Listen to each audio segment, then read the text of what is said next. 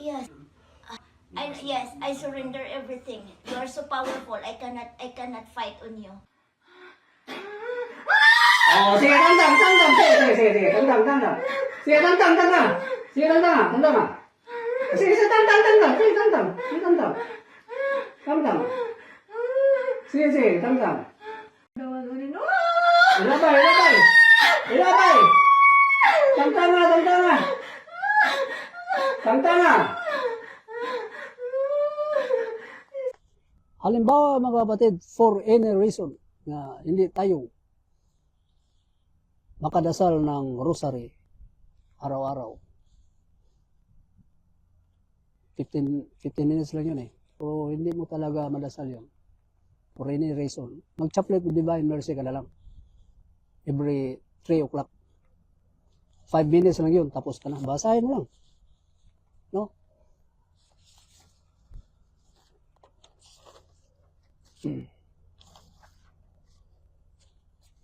Mabasa natin ang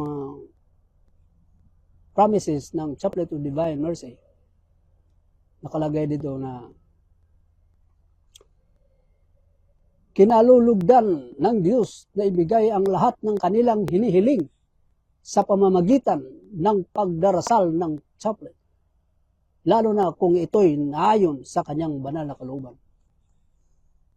Pangalawa, pagtatanggol ng aking awa.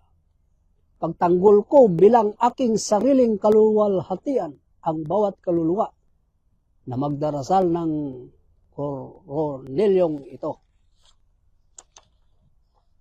14 promises ito mga kapatid ha. 3 lang babasahin ko. Kayo na magbasa sa iba.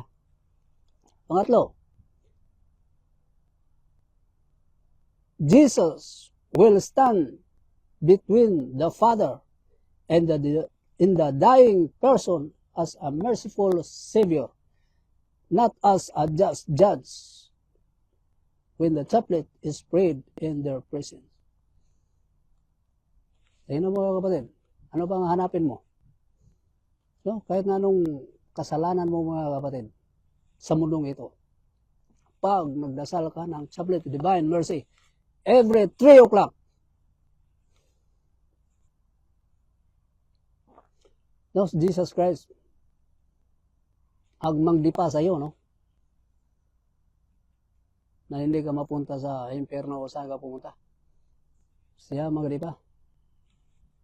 Dadalhin ka sa kingdom of heaven. No, mga kapatid, dahil sa kanyang awa, yan ang promises niya sa Chaplet of Divine Mercy. Kung mabasahin mo, 14 promises to.